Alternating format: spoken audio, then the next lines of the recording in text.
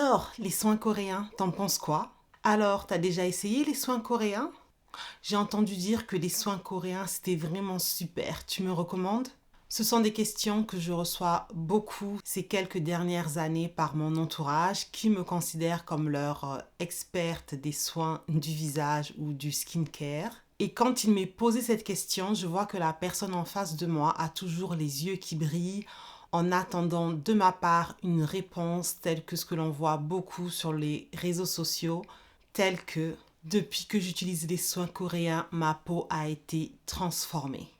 Je ne jure que par les soins coréens. Les soins coréens sont top et en plus ils sont pas chers contrairement aux autres produits. C'est tellement mieux que le reste.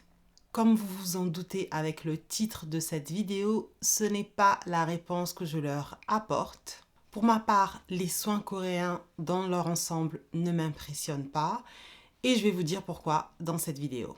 Il est possible que pour cette vidéo, beaucoup de personnes qui la regardent ne soient pas abonnées à ma chaîne et du coup, ils ne connaissent pas mon background. Ils ne savent pas d'où je parle quand je parle des soins du visage ou des soins pour la peau.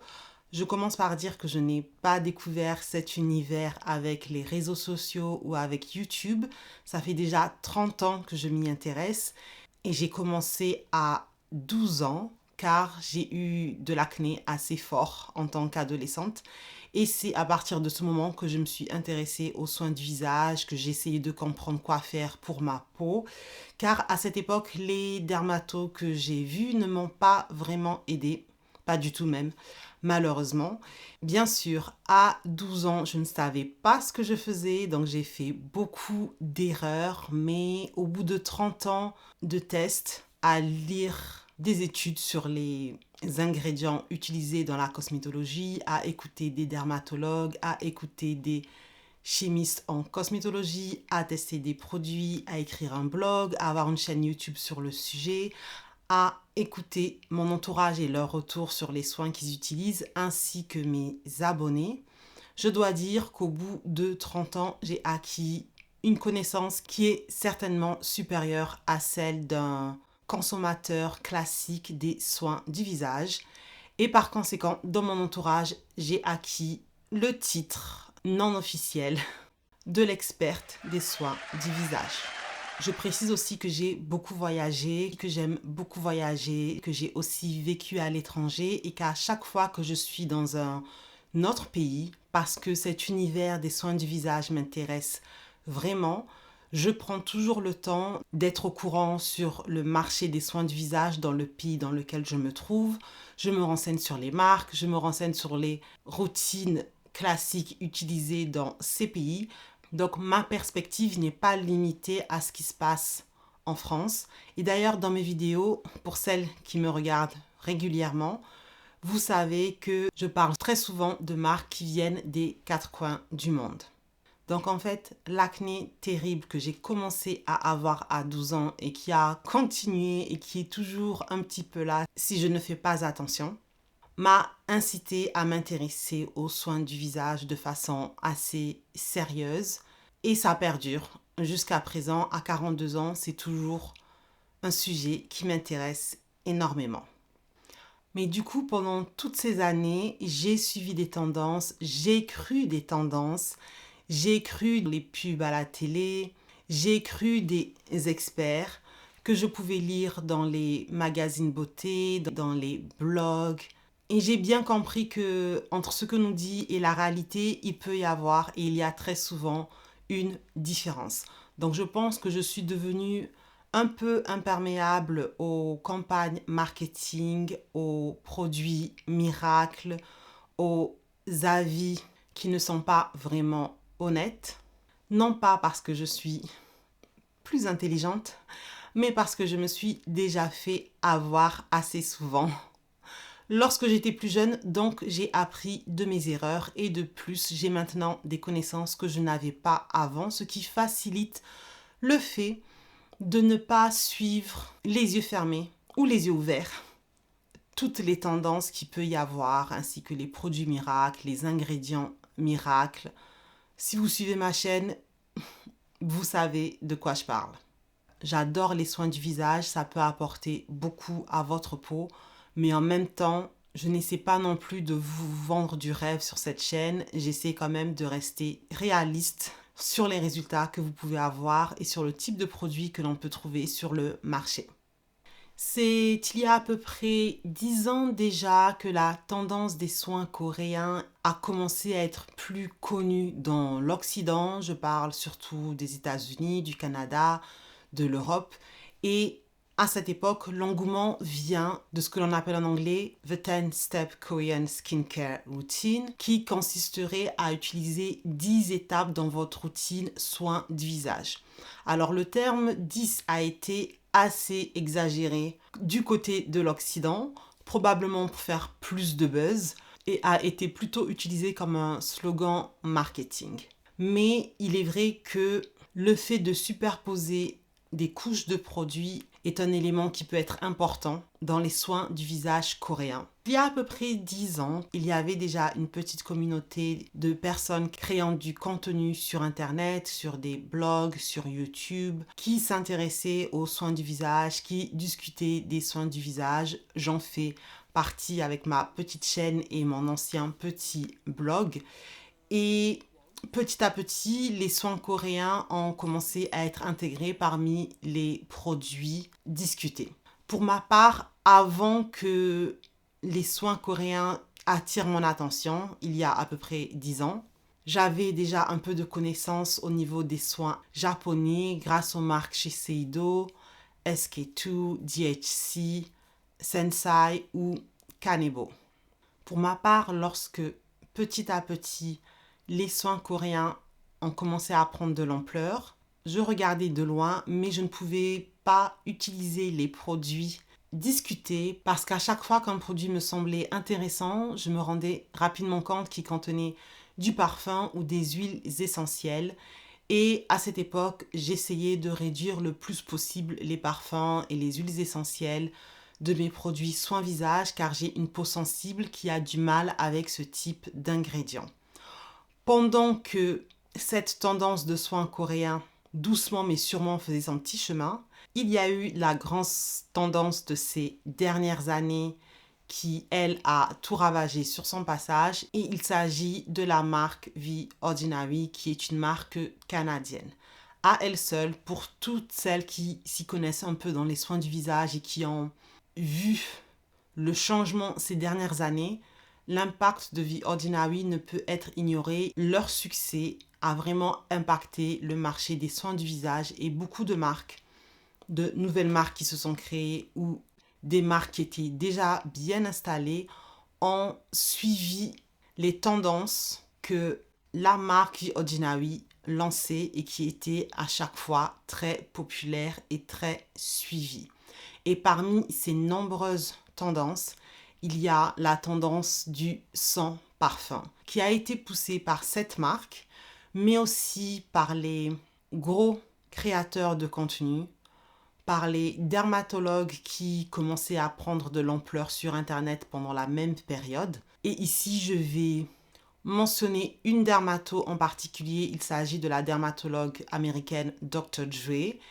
Et je la nomme spécifiquement car je me rappelle très bien qu'elle faisait pas mal de vidéos sur les soins coréens, en particulier les crèmes solaires. Et qu'à chaque fois que je regardais ces vidéos, je me rendais compte que je ne pouvais pas utiliser telle ou telle crème solaire ou tel produit car il contenait du parfum ou des huiles essentielles et elle-même dans ses vidéos se plaignait tout le temps de cela. Donc je sais que cela a eu de l'impact car beaucoup de marques coréennes qui utilisaient du parfum, qui utilisaient des huiles essentielles ont commencé à les enlever de certains de leurs produits, ce qui a aussi incité de nouvelles marques qui se sont créées à ne pas utiliser de parfum dans leurs produits. Et c'est à partir de ce moment que moi-même, j'ai pu commencer à tester les soins coréens car il y avait assez de choix de produits sans parfum. Et bien sûr, comme je l'ai précisé plus tôt dans la vidéo, je ne peux parler que des soins coréens qui nous sont accessibles lorsque l'on vit à l'étranger. Maintenant, lorsque l'on entend parler de soins coréens, et bien sûr, durant toute cette vidéo, on parle bien sûr de la Corée du Sud, donc des soins sud-coréen, mais je dirais coréen tout au long de cette vidéo pour que ça soit plus court.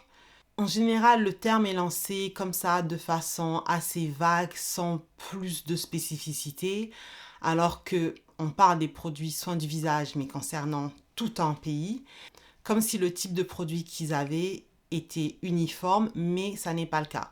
En tant qu'étrangère qui a une vision extérieure sur les soins coréens, je peux déjà voir quelques spécificités et je les mettrai dans 4 différentes catégories, en commençant par les soins coréens de luxe, dont on parle très rarement sur les réseaux sociaux. Et d'ailleurs, pour l'instant, je n'en ai pas essayé. Donc, c'est une catégorie qui existe, mais je ne parlerai pas de cette catégorie dans cette vidéo, vu que je n'ai pour l'instant essayé aucun produit. Quand on parle de produits visage de luxe, on parle souvent de prix plus chers, de packaging plus stylé, parfois plus ingénieux, de parfums plus sophistiqués lorsque les produits contiennent du parfum, mais en général, les produits de luxe en contiennent. Et parfois, ce sont aussi ces marques-là qui sont les pionnières concernant l'utilisation de nouveaux ingrédients ou de nouvelles textures. Les autres catégories ont des prix plus abordables et je mettrai dans la deuxième catégorie les soins qui ont un esprit plus dermatologique et je mets dedans des marques qui créent des produits avec des formules plus minimalistes, mais aussi un packaging minimaliste, avec des ingrédients qui sont souvent très connus, très étudiés et qui en général évitent de rajouter trop d'extraits de plantes, car les extraits de plantes, si vous avez une peau réactive, sensible, peuvent causer beaucoup d'irritation. Souvent, ces produits contiennent peu de parfum ou ne contiennent pas du tout de parfum. Dans la troisième catégorie, je mettrai les produits généralistes de soins coréens à prix abordable. Et dans la dernière catégorie, je mettrai la même catégorie de produits, sauf que ceux-ci sont connus à l'étranger ou par les étrangers comme moi, peuvent même être populaires sur les réseaux sociaux de l'Occident, hors de la Corée du Sud. Et bien que ce soit des produits coréens, ils ne sont pas populaires ou parfois méconnus par les Sud-Coréens eux-mêmes. Et cela vient du fait qu'avec la popularité des soins coréens, il y a certaines marques sud-coréennes qui créent des produits et se focalisent sur le marché extérieur à la Corée du Sud. Et ça, c'est quelque chose que j'ai constaté en regardant des vidéos soins du visage sur les soins coréens créés par des Coréennes qui vivent en Corée. Elles font des vidéos en anglais, elles connaissent le marché international et le marché coréen et parfois elles-mêmes expliquent que parmi leurs amies coréennes, elles se rendent compte qu'elles ne connaissent pas certaines marques sud-coréennes qui sont très peu connues en Corée du Sud ou très peu utilisées alors qu'elles sont très connues à l'étranger et sur les réseaux sociaux hors Corée du Sud. Donc dans cette vidéo, je parle des 3 dernières catégories. Je me doute que dans le marché coréen, il doit y avoir encore plus de catégories de produits, mais ce sont les 4 catégories qui me paraissent les plus évidentes lorsque l'on vit à l'étranger et que l'on ne parle comme moi que des produits qui nous sont accessibles depuis l'étranger. Lorsque l'on prend du temps pour regarder en ligne les différentes raisons qui font que certains adorent et parfois mettent sur un piédestal les soins coréens, il y a pas mal de raisons que l'on va voir ensemble. Et en passant un peu de temps dessus et en vous donnant mon avis personnel, je pense que vous comprendrez pourquoi les soins coréens dans leur ensemble ne m'impressionnent pas. Un des produits adorés, ce sont les sheet masks. Ces masques à la base étaient créés pour hydrater la peau, mais maintenant on en trouve pour différentes raisons. Et ce sont des produits qui personnellement ne m'impressionnent pas, car des masques hydratants ou des masques pour le visage, il y en a déjà des tas sur le marché, ça n'a rien d'innovant. Et le fait que ce soit une feuille en papier, pour moi, ne me donne pas envie d'en acheter à cause de l'aspect écologique. Parce que pour un sheet mask, on a vraiment besoin de beaucoup de packaging. C'est vraiment trop de packaging pour moi, ça n'est pas nécessaire. Je n'ai jamais testé de sheet mask alors que J'ai connaissance de ce type de produit depuis très très très longtemps, mais voilà, pour des raisons écologiques, ça ne m'intéresse pas et parce qu'il y a d'autres types de masques disponibles qui, avec un tube qui permet de faire plusieurs utilisations, sont plus écologiques. Un autre aspect qui est beaucoup apprécié de ce que je vois est le fait que les produits sud-coréens sont très hydratants. Pour ma part, j'ai la peau grasse. J'hydrate ma peau la plupart du temps et je n'ai pas besoin de plus d'hydratation. Donc savoir que des produits sont ultra hydratants n'est pas pour moi un plus et ne m'impressionne pas. Ce n'est pas quelque chose dont j'ai besoin. J'avoue que j'ai du mal à comprendre cet argument que je vois souvent parce que avec toutes les marques, on peut trouver des produits qui soient hydratants, très hydratants. Vraiment, il suffit de savoir ce que l'on cherche et toutes les marques proposent cela. Bref, pour moi, ce n'est pas un aspect qui est impressionnant. Je vois aussi des commentaires qui mettent en avant le fait que les soins coréens utilisent beaucoup d'ingrédients naturels et c'est ce qu'ils apprécient. Personnellement, savoir qu'il y a des ingrédients naturels dans des produits ne m'impressionne pas. Ça dépend vraiment des ingrédients qui sont utilisés, ça dépend de la qualité de ces ingrédients, ça dépend de la concentration qui est utilisée dans le produit, ça dépend de beaucoup de choses.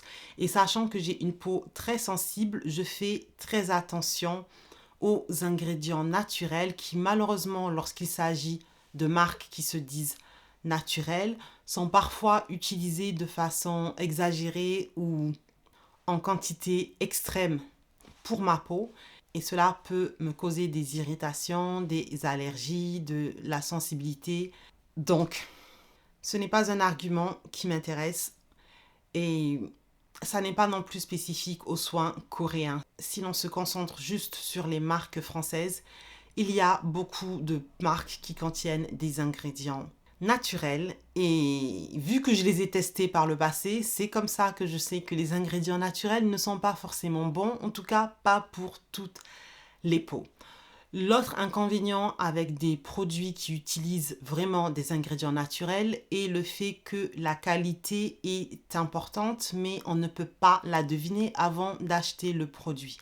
Les ingrédients synthétiques comme le niacinamide ou l'acide azélaïque sont des ingrédients créés dans un labo et pour la plupart d'entre eux, ils sont standardisés, ils seront les mêmes quelle que soit la marque que vous achetez. Concernant les ingrédients naturels, ça n'est pas le cas. Il suffit de s'y connaître un peu en cuisine pour savoir qu'en faisant exactement la même recette, avec les mêmes ingrédients, selon la qualité des ingrédients, à la fin, le plat n'aura pas le même goût. Mais en plus, en termes de nutriments, il peut aussi y avoir une différence. La qualité des ingrédients est importante. Et lorsque l'on utilise des ingrédients naturels dans les produits cosmétiques, la qualité des ingrédients est aussi importante. Mais comment connaître cette qualité en tant que consommateur? On ne peut pas. La seule façon de faire, c'est d'avoir confiance en une marque et de tester le produit soi-même, ce qui rend les choses plus difficiles lorsque l'on doit se décider à acheter un produit. Je parlais plutôt des ingrédients naturels qui ne m'impressionnent pas et dans cette nouvelle catégorie qui est appréciée par beaucoup, il y a aussi les ingrédients naturels issus d'une façon ou d'une autre d'animaux comme les escargots ou le saumon ou les abeilles. Et pour ma part, je préfère utiliser des soins du visage vegan car je ne vois pas l'intérêt d'utiliser d'une façon ou d'une autre des animaux pour l'intérêt de mon visage, surtout que ce sont des ingrédients sur lesquels je me suis renseignée et pour moi, ils n'apportent rien de plus que ce que l'on peut trouver dans des ingrédients qui sont vegan. Lorsque je vois des personnes que je connais ou des influenceurs utiliser de la sécrétion d'escargot avec un produit qui est très populaire et très aimé, je ne trouve pas que leur peau ait quelque chose en plus et quelque chose de spécial par rapport à quelqu'un qui utiliserait des produits qui ne contiennent pas cet ingrédient. Donc pour moi, ça n'est pas nécessaire et ce ne sont pas des ingrédients qui m'impressionnent.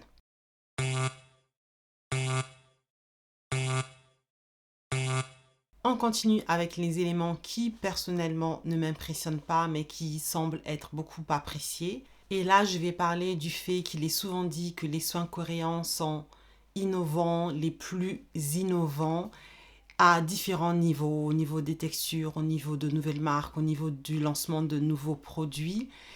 Et pour ma part, ce n'est pas ce que je considère de l'innovation. Pour moi, l'innovation, ce serait quelque chose qui apporterait vraiment de la nouveauté, mais quand je dis nouveauté, c'est au niveau aussi des résultats sur la peau. Pour ma part, les nouveaux lancements de produits, des textures sympas, ça fait partie de l'évolution des soins du visage, mais pour moi, ça n'est pas innovant, donc ce n'est pas quelque chose qui va m'impressionner. L'autre élément des soins coréens que l'on entend souvent, c'est la technique du layering, de la superposition des produits, comme j'en ai parlé plus tôt dans la vidéo. L'idée de superposer des couches de produits fait partie de la routine de soins coréens. Et pour moi, que l'on superpose ou pas, importe peu. Par exemple, si vous faites des soins du visage depuis longtemps et que pour je ne sais quelle raison, vous avez besoin d'utiliser des produits différents car ils ont des ingrédients différents qui font du bien à votre peau, de toutes les façons, vous allez superposer ces produits car il est impossible d'appliquer 3 à 4 produits en même temps sur votre visage. Superposer les produits n'est pas nouveau. Mais là, je parle vraiment de l'idée de superposer des produits pour superposer des produits, si vous voyez ce que je veux dire. Vraiment, pour moi, la superposition de couches de produits n'est pas nécessaire, n'est pas innovante et ne m'impressionne pas. Et pour ma part, j'utilise des couches de produits si cela est nécessaire par rapport aux produits que j'utilise. Et je ne le ferai pas si cela n'est pas nécessaire. Donc c'est une notion qui, pour moi, ne devrait pas exister. Pour moi, ce qui compte, c'est d'utiliser les produits dont vous avez besoin. Et il se peut que ce soit un seul produit, 2 ou 3. Mais je n'achèterai pas des produits dans le but de les utiliser les uns après les autres juste pour les superposer, pour le fun, parce que ce serait mieux, etc. Non. L'autre argument que j'entends souvent est le prix des soins coréens qui serait plus abordable. Et comme je l'ai montré encore une fois plus tôt dans la vidéo, s'agissant des soins coréens, il y a différents prix. C'est juste que sur les réseaux sociaux hors Corée du Sud, on se concentre sur les soins qui sont les plus abordables. Mais si vous voulez en trouver des plus chers, ils existent aussi. Récemment, j'ai fait une vidéo où je parlais de plusieurs marques qui ont des prix abordables. J'en ai trouvé plusieurs dans cette vidéo, des 4 coins du monde d'ailleurs. Et je précise que dans cette vidéo, je ne parle que des soins sans parfum. Si l'on parle des soins avec du parfum qui concernent la majorité des produits que l'on trouve sur le marché, le choix est encore bien plus grand. J'avoue que si l'on regarde 15 ans en arrière, le choix de produits intéressants à prix abordable était beaucoup plus limité qu'aujourd'hui. Mais comme je l'ai dit, la marque The Ordinary a lancé une tendance ces dernières années et a aussi incité la création de nouvelles marques avec des prix abordables et qui sont aussi efficaces. Donc, je suis consciente qu'il y a pas mal de marques sud-coréennes avec des prix abordables, mais je suis aussi consciente que l'on peut en trouver ailleurs avec de bons produits aussi. Donc pour moi, le prix n'est pas non plus quelque chose de révolutionnaire, d'impressionnant. Non.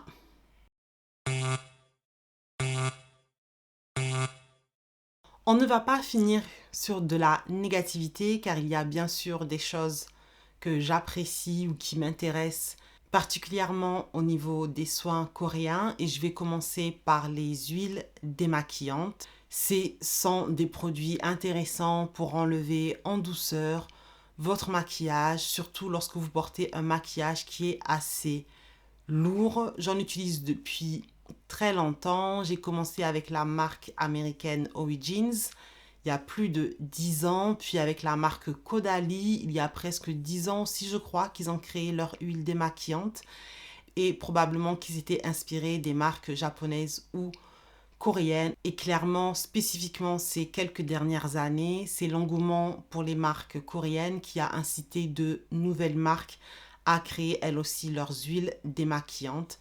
C'est un type de produit que j'aime beaucoup et que vous voyez souvent dans mes vidéos. Les toniques hydratants, ce sont des produits que j'ai pas mal montrés dans mes vidéos et souvent je vous dis que certains fonctionnent pour moi, d'autres moins, mais je trouve que ce sont des produits intéressants. De par mon expérience, je les trouve même plus intéressants que des sérums hydratants, car ils peuvent vous donner le même résultat pour un prix beaucoup plus abordable.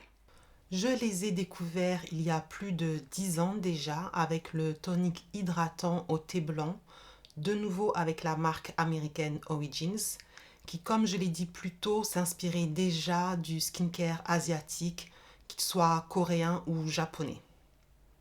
Je précise d'ailleurs que ce produit existe toujours.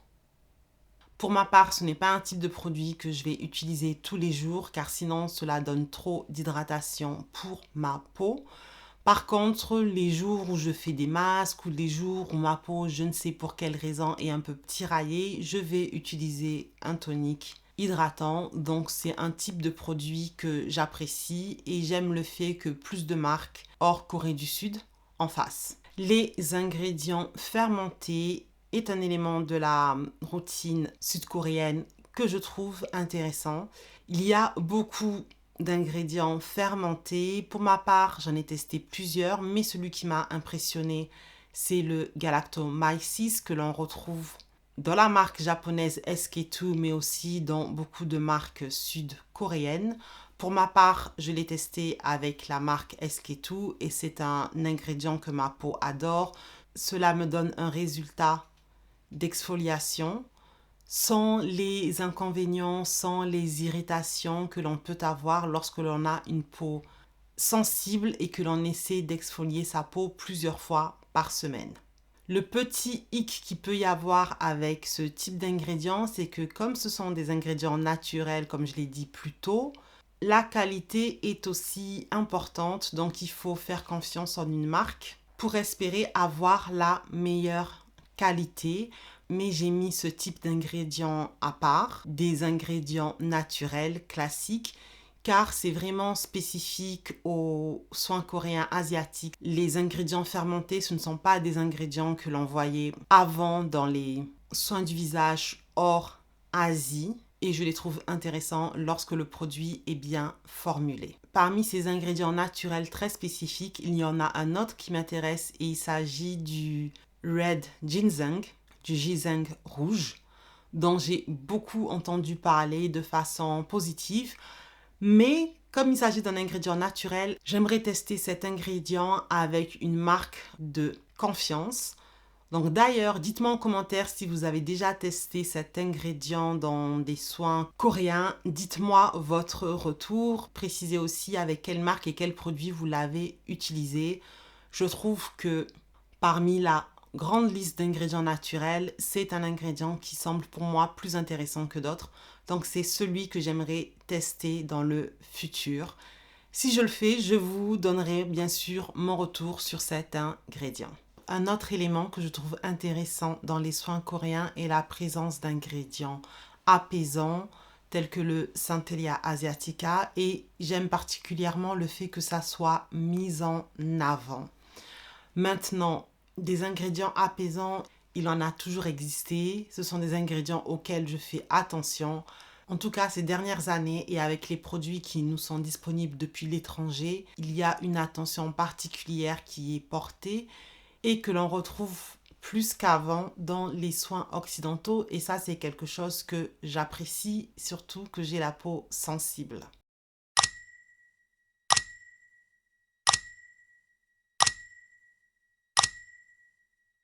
S'il y a un élément parmi tous les éléments qui m'impressionne dans les soins coréens, c'est la façon dont ils formulent leur crème solaire avec des textures agréables, avec un résultat invisible pour la plupart, avec des ingrédients qui sont formulés de telle sorte que cela ne pique pas les yeux.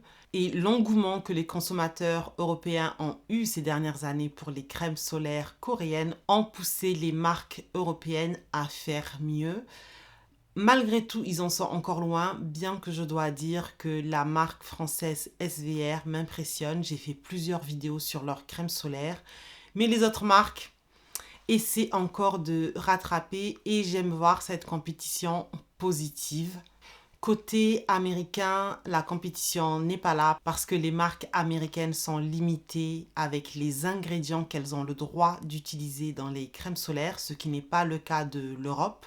Donc, malgré tout, en ayant le droit d'utiliser les mêmes ingrédients, les crèmes coréennes, pour moi, sont toujours en avance au niveau de la partie esthétique. Mais pour les crèmes solaires, l'esthétique est vraiment très importante parce qu'une crème solaire que l'on apprécie est une crème solaire que l'on va appliquer avec des quantités suffisantes et réappliquer avec des quantités suffisantes. Donc ici, l'esthétique est très importante et fait partie intégrante totale de l'innovation. Donc, s'il y a une partie innovante et impressionnante pour moi dans les soins coréens, ce sont vraiment les crèmes solaires. Si vous êtes comme moi et que vous connaissez un peu le côté japonais, vous allez me dire oui, mais les crèmes solaires japonaises aussi sont pas mal et je suis d'accord avec vous. Mais vu que cette vidéo est dédiée aux soins coréens, je vais rester concentrée sur les crèmes solaires coréennes. Maintenant, le petit bémol que j'ai avec les crèmes solaires coréennes est le fait que, comme toutes les crèmes solaires dans ce monde, il est difficile d'en trouver une qui soit parfaite pour les peaux grasses. Elles sont très hydratantes pour la plupart, ce qui est apprécié par beaucoup. Mais si vous avez une peau grasse comme la mienne, vous préféreriez probablement des crèmes solaires avec un petit effet matifiant. Et pour l'instant, c'est difficile à trouver. Mais c'est le cas dans le marché international des crèmes solaires. Donc, je ne vais pas donner un mauvais point pour cela, mais ce serait quand même top s'il était possible d'avoir quelques crèmes solaires qui soient adaptées aux peaux grasses. Maintenant que j'en ai fini de vous expliquer pourquoi dans l'ensemble je ne suis pas impressionnée par les soins coréens, j'espère que vous comprenez mieux. Pour autant, cela ne m'empêche pas de pouvoir être impressionnée par tel ou tel produit qui viennent de marques coréennes. Mais ça va vraiment dépendre de la marque, ça va dépendre du produit, ça va dépendre des besoins de ma peau. Je peux être impressionnée par un produit, mais être impressionnée par le skincare de tout un pays, qui soit coréen ou d'ailleurs américain ou français, pour moi, ça n'a juste pas de sens. Et l'exemple parfait pour cela est le fait que je vous ai déjà dit plusieurs fois dans cette vidéo que ma peau ne supporte pas certains ingrédients. J'ai parlé du parfum, des huiles essentielles, mais il y a aussi l'alcool dans mon top 3 d'ingrédients à éviter dans les soins du visage. Et bien que je puisse trouver dans les soins coréens des produits qui ne contiennent pas ces ingrédients, il y a aussi énormément de produits qui contiennent ces ingrédients. Donc rien qu'avec ça, je sais déjà que je suis limitée avec pas mal de soins coréens. Au final, que certains éléments dans les soins coréens m'impressionnent ou pas, cela n'a pas empêché que ces dernières années, le marché des soins du visage et des soins de la peau a été très influencé par les soins coréens. Mais avant ça, on a eu l'impact et l'influence pendant plusieurs années, comme je le disais plus tôt dans la vidéo, d'une seule marque canadienne, la marque The Ordinary. Et ce qui est intéressant, c'est que des éléments de la marque The Ordinary qui ont influencé beaucoup de marques dans plusieurs pays ont aussi influencé des marques coréennes. Je l'ai vu en voyant que de plus en plus de marques créaient des produits sans parfum, en voyant que de plus en plus de marques sud-coréennes mettaient en avant des ingrédients actifs spécifiques en précisant leur concentration. C'est quelque chose que l'on ne voyait pas avant que la marque The Ordinary le fasse. Et en même temps, étant donné que les tendances les plus récentes sont poussées par les produits coréens, je remarque que chez la marque The Ordinary qui influençait le monde entier, l'influence d'éléments utilisés dans les soins du visage coréens. Par exemple, dernièrement, la marque The Ordinary a lancé 2 produits. L'un est un produit qui utilise des ingrédients fermentés, dont j'ai parlé plus tôt dans la vidéo, et l'autre est un tonique hydratant qui clairement est inspiré des soins coréens. Donc ces 2 derniers éléments qui ont créé les dernières tendances de ces dernières années s'influencent l'une et l'autre. Et si l'on prend le temps de regarder un petit peu en arrière, par exemple, si je prends le cas de la France, la marque Bioderma a créé il y a plusieurs années l'eau micellaire qui a été reprise par beaucoup de marques françaises. L'eau micellaire est un produit classique utilisé en France, mais qui a influencé le monde des soins du visage, car maintenant vous retrouvez des eaux micellaires partout dans le monde auprès de différentes marques, y compris des marques sud-coréennes. Si je regarde la création des baumes démaquillants, cela a été créé par la marque anglaise Eve Lom il y a de très nombreuses années et l'on retrouve maintenant les baumes démaquillants dans toutes les marques à travers le monde. Donc les produits intéressants, les tendances intéressantes, à la fin restent et influencent le monde des soins du visage. Cela a toujours été comme ça et je trouve très intéressant de voir ces différentes influences à travers le temps. Sur le moment, beaucoup pensent que cette technique ou ce produit est révolutionnaire et c'est ce que l'on peut faire de mieux. Mais lorsque l'on regarde quelques années plus tard, ce n'est pas toujours le ressenti qui reste. Et je vais prendre l'exemple des brosses nettoyantes. Si vous vous en rappelez, la marque Clarisonic est devenue extrêmement populaire avec sa brosse nettoyante qui a inspiré d'autres marques. Et à l'époque où cette tendance était à son pic, dans la communauté des soins du visage, les personnes ne juraient que par ces brosses nettoyantes qui étaient la meilleure façon possible de se nettoyer le visage afin de permettre aux produits qui suivent de bien pénétrer la peau. Maintenant, on parle de nettoyage doux, alors qu'il y a quelques années, on parlait d'utiliser une brosse nettoyante pour être sûr de nettoyer son visage suffisamment. Une autre tendance à laquelle je pense qui était aussi très forte, ce sont les huiles hydratantes que l'on retrouvait partout sur Internet. Il y avait une huile pour chaque type de peau et pour pouvoir hydrater et nourrir sa peau suffisamment, il fallait absolument utiliser une huile et c'est ce qui était répété et répété en ligne. Peu importe votre type de peau, vous trouverez votre huile. Et maintenant, on ne parle pratiquement plus d'huile lorsqu'il s'agit d'hydrater sa peau. On se concentre sur les céramides, les peptides, le collagène qui revient, qui était une tendance il y a déjà quelques années, ainsi que bien sûr l'acide hyaluronique. Et d'ailleurs, si vous suivez vraiment les soins du visage, vous verrez que l'huile revient par la porte de derrière avec l'huile de ricin qui trouve en ce moment dans une petite niche sa popularité. Il y a toujours eu des tendances au niveau des soins du visage, c'est comme la mode. Beaucoup de tendances que l'on voit aujourd'hui étaient déjà présentes il y a 10 ans. Donc les tendances partent et reviennent, certaines restent, certaines disparaissent. Ça a toujours été comme ça. Et je ne vous ai donné que quelques exemples dans cette vidéo car elle est déjà très longue, mais les tendances au niveau des soins du visage, il y en a eu tellement et je les ai vues passer. Et du coup, maintenant, je ne vais pas être facilement impressionnée par une nouvelle tendance. Elle m'intéresse toujours car les soins du visage m'intéressent. Donc malgré tout, j'aime regarder ce qui est nouveau, j'aime regarder ce qui se fait, j'aime regarder ce que d'autres en pensent. Mais à la fin, je garde ce qui est intéressant pour ma peau, pour le type de routine que j'aime bien faire et que je peux maintenir dans le temps. C'est ce que je conserve dans ma routine soins du visage. Et d'ailleurs, bien que les soins du visage coréens soient la tendance la plus forte en ce moment, il y a quelques années, c'était les soins du visage français. Je pense d'ailleurs que cette tendance, bien qu'elle soit moins forte, est toujours là, présente à l'étranger. Et d'ailleurs, je suis en train de me dire que je devrais faire une vidéo assez similaire sur les soins du visage français, car étant française, bien sûr, j'aurai encore plus d'éléments intéressants à apporter pour cette vidéo. Je pense que je vais faire cela très prochainement.